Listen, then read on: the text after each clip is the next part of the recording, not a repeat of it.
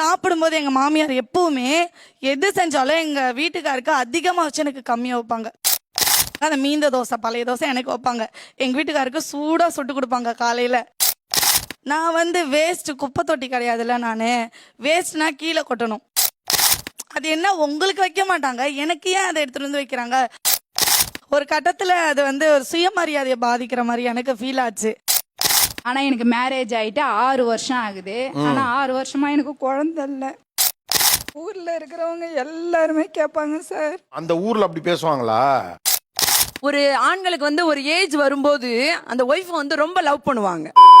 இப்ப தனி குடுத்தனம் போகலாமா வேண்டாமாங்கிறது இல்ல, தனி குடுத்தனம் போன மருமகள்கள் அண்ட் மாமியார்கள் அப்படி பாரு, சூப்பர் சீனரி. எதுக்காக, என்ன காரணத்துக்காக, எப்ப எந்த சூழ்நிலையில இந்த முடிவை எடுத்தீங்க? சொல்றேன், மக்களுக்காக சொல்றேன். 8 மாசம் வரை எங்க வீட்டுக்காருக்கு வேலை இல்லை. சின்ன சின்ன பொருள் வாங்கணும், எனக்காக ஏதாவது வாங்கிக்கணும்னாலும் நான் எங்க வீட்டுக்கார்ட்ட கேட்கணும். எங்க வீட்டுக்கார் போயிட்டு எங்க மாமனார் மாமியார்ட்ட கேட்டதான் அது எனக்கு கிடைக்கும். ஓ, அப்படியா விஷயம்? அப்போ ஒரு நாள் என்ன சொல்லிட்டாங்க, அவங்க திட்டாங்க என்ன ஏதோ ஒரு சண்டையில. பதிலுக்கு நான் அவங்களை எதிர்த்து பேசிட்டேன். பதிலுக்கு அவங்களை எதிர்த்து பேசினதுக்கு, என் காசுலயே சாப்பிட்டுட்டு என்னையே எகுத்து பேசுறியா, அந்த அளவுக்கு உனக்கு ஆயிடுச்சா? முதல்ல என் முன்னாடி வந்து இப்படி கேக்குறதே தப்பு. என் வீட்டுல இருந்துகிட்டு என் காசுல சாப்பிட்டுட்டு என்ன பேசுறியான்ற மாதிரி பேசிட்டாங்க. அது எனக்கு ஒரு மாதிரி ஆயிடுச்சு. அது எனக்கு அன்னீசியா இருந்துச்சு. இது என்ன, நம்ம வீட்டுக்காரு காசா இருந்தா இப்படி பேசியிருக்க மாட்டாங்க, கொஞ்சம் ஏதாவது அவங்களுக்கு கொடுத்திருந்தா இந்த அளவுக்கு நம்மள இறக்கமா பேசியிருக்க மாட்டாங்கன்னு மனசு கஷ்டம் எனக்கு. அப்புறம் அப்பவே நான் கொஞ்சம் தனி கொடுத்தனம் போகணும்னு முடிவு பண்ணிட்டேன். முடிவு பண்ணி ஒரு 1 மந்த்ல நான் மாத்திட்டு போயிட்டேன், வீடு மாத்திட்டு போயிட்டேன் நான். நீங்க ஒரு மாதிரி பேசிவிட்டீங்களாமே, என் காசுல சாப்பிட்டுக்கிட்டு என்ன எழுத்து பேசுறியான்னு தெரியல, ஞாபகம் இல்லை எனக்கு. இது ஞாபகம் இல்ல. ஏண்டா பச்சை போய் பேசுற, ஓப்பனா பேசுற. போறேன்னு சொன்னாங்க. சரி நீங்க போய் வீட்டுக்காரரோட கள்ளக்குறிச்சியில இருங்க, நானும் எங்க வீட்டுக்காரருங்க இருக்கோம்னு நாங்க சொல்லி அனுப்பி வச்சிட்டோம். அப்படிங்களா? ரொம்ப சந்தோஷம். இப்போ ஒருவேளை அந்த வார்த்தையை அவங்க சொல்லாம இருந்திருந்தா இந்த தனி கொடுத்தன ஐடியா வந்திருக்காதா? வந்திருக்கா சார், கண்டிப்பா. ஏன்னா நிறைய சண்டை வந்திருக்கு, நான் எல்லாமே தாங்கிட்டு சகிச்சுக்கிட்டு இருந்திருக்காங்க. இந்த பொண்ணு ரொம்ப தெளிவா இருக்கும் போல இருக்க. ஒரு கட்டத்துல அது வந்து ஒரு சுயமரியாதையை பாதிக்கிற மாதிரி எனக்கு ஃபீல் ஆச்சு. சரியான போட்டி. ரெண்டல் வீடா இருந்தாலுமே என் வீட்டுக்காரர் அதுக்கு வாடகை கொடுக்கும் போதோ அப்படி இருக்கும்போது எனக்கும் அந்த வீட்டுல ஒரு உரிமை இருக்கு அப்படின்ற மாதிரி எனக்கு ஃபீல் ஆகும். இந்த தெளிவு உங்களை எங்கேயோ கொண்டு போகுது. அவருக்கு ஏற்கனவே வேலை இல்லைங்கிறீங்க. இல்ல சார், நான் 5 மந்த் இருக்கும்போது அவருக்கு வேலை கிடைச்சிருச்சு. அப்படியா? அப்படித்தான். இப்ப உங்களை திட்டியதுனால தனி கொடுத்தனம் போனீங்களா? சரி, அவருக்கு வேலை வந்துருச்சு, நீ ஒண்ணு இங்க இருக்க வேண்டியது இல்லைன்னு தனி கொடுத்தனம் போனீங்களா? இப்ப நான் என்ன உங்கள்ட்ட சொல்றது? அவங்க திட்டினது ஒரு ரீசன், அது வேலைதான் இருக்கே, இவ்வளவு நாள் இருந்துட்டோம் சார், வேலை இருக்கு சார், தனியா போயிருப்போம் அப்படின்ற ஒரு ரீசனும் தான். அசிங்கமா இல்ல? இதெல்லாம் அசிங்கப்பட என்ன இருக்கு? ஃபர்ஸ்ட் அவங்க வீட்டுக்கு போன உடனே அது என் வீடுன்னு எனக்கு ஃபர்ஸ்ட் ஃபீல் ஆல. இது சாம்பிள் தான், இன்னும் நிறைய இருக்கு. சாப்பிடும்போது எங்க மாமியார் எப்பவுமே எது செஞ்சாலும் எங்க வீட்டுக்காருக்கு அதிகமா வச்சு எனக்கு கம்மியா வைப்பாங்க. என்ன கொடுமை சரவணன். சொல்லியிருக்கேன் எங்க வீட்டுக்கார்ட்ட. ஒரு நாள் என்ன பண்ணாங்க, நிறைய வச்சுட்டாங்க. வீட்டுக்காரருக்கு அப்புறம் நோட் பண்ணி அதுல இருந்து கொஞ்சம் எடுத்து என் தொட்டில வச்சாங்க. உடனே மிரட்டினாங்க. ரொம்ப பயங்கரமான ஆளா இருப்பாரோ? எப்படி நீ வைக்கலாம், நீ சாப்பிட தானே கண்ணு உனக்கு வச்சேன், எப்படி இப்படி பண்ணலாம் அப்படின்னாங்க. சிரிக்கிறானி வெக்கமா இல்ல? அப்புறம் என்ன பண்ணுவாங்க, நைட்டு டிஃபன் செய்வாங்க சார், இட்லி தோசை ஏதாவது செய்வாங்க. நைட்டு சாப்பிட்டுட்டு மீந்துரும். கரெக்டா என்ன பண்ணுவாங்க, அந்த மீந்த தோசை பழைய தோசை எனக்கு வைப்பாங்க. இல்ல நீ ஏன் இவ்வளவு கேவலமா இருக்கேன்னு சொல்ல வர்ற, ஒத்துக்கிறேன். எங்க வீட்டுக்காருக்கு சூடா சுட்டு கொடுப்பாங்க காலையில. இதை நான் நோட் பண்ணிக்கிட்டே இருந்தேன். ஒரு நாள் என்ன பண்ணேன், எங்க வீட்டுக்கார்ட்ட சொல்லிட்டேன், சோலி முடிச்சு. நான் வந்து வேஸ்ட் குப்பை தொட்டி கிடையாதுல்ல, நானு வேஸ்ட்னா கீழே கொட்டணும். அது என்ன உங்களுக்கு வைக்க மாட்டாங்க, எனக்கு ஏன் அதை எடுத்துட்டு வந்து வைக்கிறாங்க?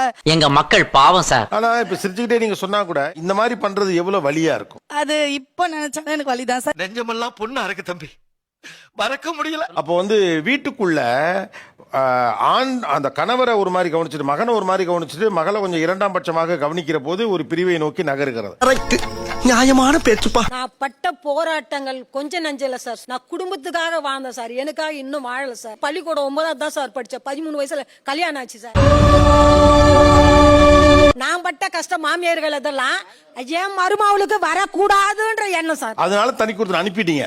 நானா அனுப்பிச்சிட்டேன். உங்கள மாதிரி மனுஷன்லாம் இருக்கனாலதான் கொஞ்சமாச்சும் மழை பெய்யுது. நீங்க உங்க மாமியார் உங்களை கஷ்டப்படுத்தினாங்க. ஆமா சரியா? ஆமா. அப்ப நியாயமா என்ன பண்ணணும், மருமகளை கஷ்டப்படுத்தாம சந்தோஷமா வச்சுக்கணும். அதானே உலக வழக்கம். இது என்னது, நான் கஷ்டப்பட்டு நீ தனியா போயிருங்கிறது? அவங்களுடைய அப்படி சௌகரியத்துக்கு அவங்க வாழணும் இல்லையா சார்? நமக்காக அவங்க வாழ முடியுமா? அது ஒரு டவுன் பொண்ணு, அதுக்கு ஒத்து வருமா? அதுக்கு பிடிச்ச உணவு தானே சாப்பிடணும், அது பிடிச்ச மாதிரி தானே வாழணும். அதேதான் அவங்க வந்து வேலூர் சார், கிராமம், சுத்த கிராமம். என்னால கிராமத்திலலாம் இருக்க முடியல. 3 மாசம் தான் நான் இருந்தேன். அவங்க காலையில மாடு ஆடு ஓட்டிட்டு போனாங்கன்னா மதியம் வருவாங்க, மதியம் போனாங்கன்னா அதோட நைட்டுக்கு தான் வருவாங்க. அவங்க சமைக்கிறத தான் நான் சாப்பிடுவேன். ஐயோ மீண்டும் மீண்டுமா?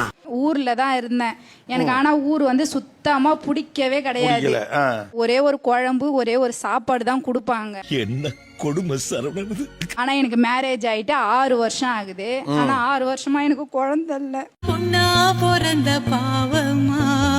ஊர்ல இருக்கிறவங்க எல்லாருமே கேட்பாங்க சார். அந்த ஊர்ல அப்படி பேசுவாங்களா? அக்கம் பக்கத்துல எல்லாருமே வந்து என்ன கேட்பாங்க. இதெல்லாம் கன்றி பொருட்டுங்க, இதெல்லாம் என்ன சொன்னாலும் திருந்தாதுங்க. எங்க அத்தைக்கிட்ட வந்து கேட்பாங்க. வர சாக்குல திண்ணை மேல உட்காருவாங்க. இன்னும் குழந்தையனா உண்டாச்சான்னு கேட்பாங்க. தற்கூரி நாயங்களா? 1 வருஷத்துக்குள்ளே அங்க சுத்து வட்டத்துல எல்லாருமே எங்க மாமியாரை கேட்கிற வேலை, கன்சீவ் ஆயிட்டாங்களா, கன்சீவ், இதே கேள்வி மட்டும்தான் சார் கேட்பாங்க. ஏன்டா இந்த மாதிரி அநியாயம் பண்றீங்க? அதனால எனக்கு அந்த ஊர்ல சுத்தமா இருக்கவே பிடிக்கவே இல்லை சார். எனக்கு எல்லாருமே வந்து வெட்டியா திண்ணை மேல உக்காந்துக்கிட்டு ஏன் குழந்தை இல்ல, சும்மாவே வந்து உக்காந்துக்கிட்டு அவங்கள சீண்டி விடுறது. இப்போ நிம்மதியா வாழ விடுங்க. அவங்க எங்க மாமியார் வந்து அதை பத்தி யோசிக்கவே மாட்டாங்க. என் மருமகளை பத்தி நீங்க பேசாதீங்க, உங்களுக்கு தின்ன விடுறதே உங்களுக்கு தப்பு, ஃபர்ஸ்ட் ஏஞ்சி போயிடுங்க. அப்படி கேளுங்க, அறிவு வரட்டும். இதுக்காகவே எல்லாரையுமே திட்டி அவங்கள வெளியே அனுப்பிச்சிருவாங்க. அங்க நான் ஊருக்கு போவாததுக்கு காரணம் கூட அக்கம் பக்கத்துல எல்லாருமே என்ன கேக்குற ஒரே கேள்வி, எவ்வளவு கேவலமான பிறவிங்க இல்ல நம்ம. அந்த ஊர்ல தொட்டதுன்னு குழந்தை இல்லையா அது இதுன்னு கேட்கறது தாங்கிக்க முடியாம தான் கிளம்பிட்டீங்க. ஆமா, அதனாலதான் சார் நான் கிளம்புனேன். ஒரு பையனுக்கு வந்து கல்யாண ஸ்தானம் 7ஆம் ஸ்தானம் சார்.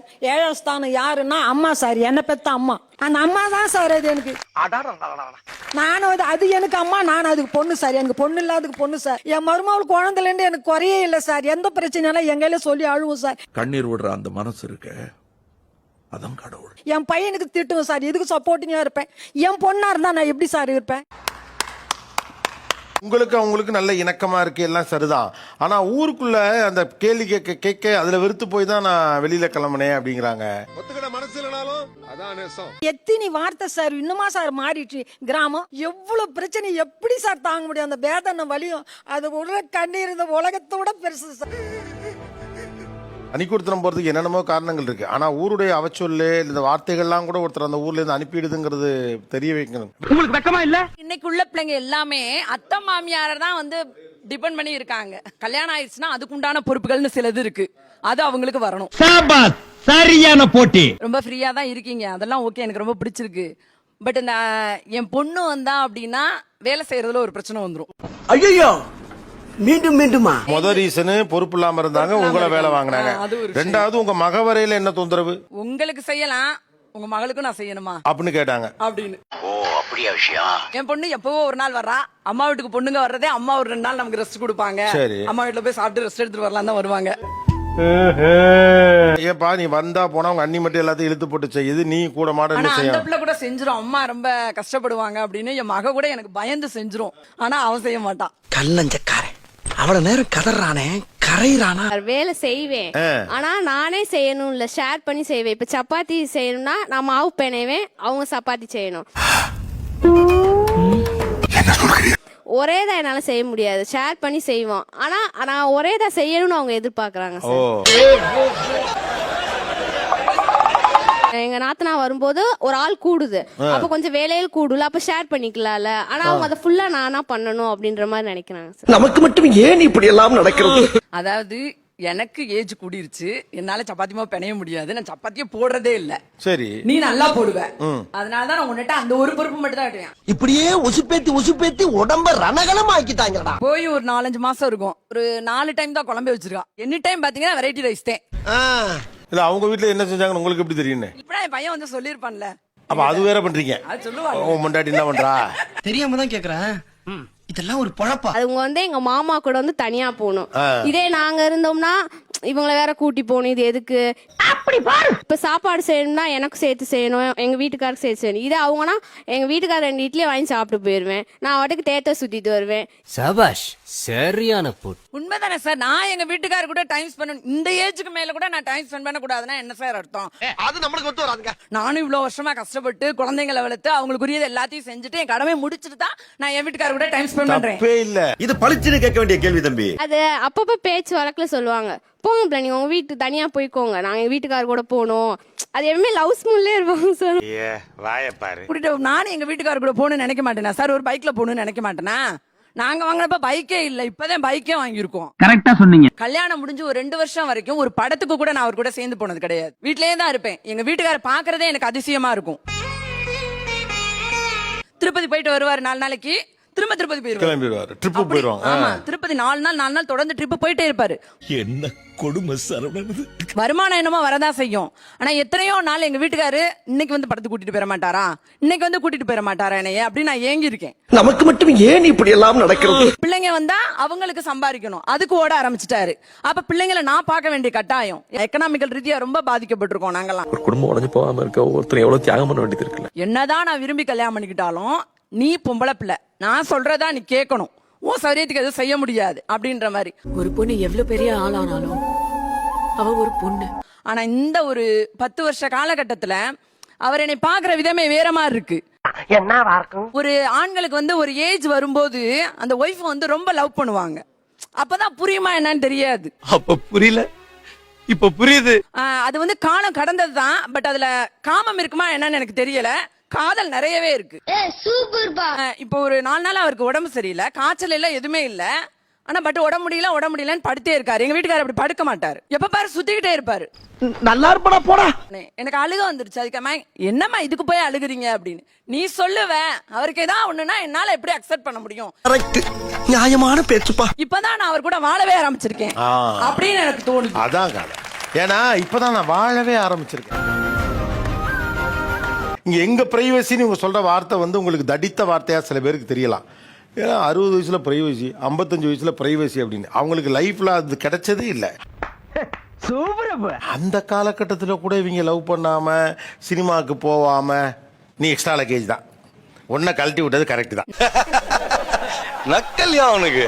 நான் இன்னைக்கு 3 மாச குழந்தை அவளோட குழந்தைய தூக்கிட்டு இந்த ப்ரோக்ராம் வந்திருக்கேன். நான் 25 வருஷத்துக்கு முன்னாடி விஸ்வின் அரட்டை அரங்கத்துல பேசணும்னு எனக்கு அவ்வளவு ஆசை. அப்படிங்களா? ரொம்ப சந்தோஷம். ஆனா எங்க வீட்டுக்கார், நீ போய் அங்க போய் பேசிடுவியான், ஊருக்குள்ள பாக்குறவன் என்ன நினைப்பான் அப்படின்னு. ஒரு ப்ரோக்ராம் வர்றதுக்கு கிட்டத்தட்ட 27 வருஷம் நான் காத்திருந்திருக்கேன்.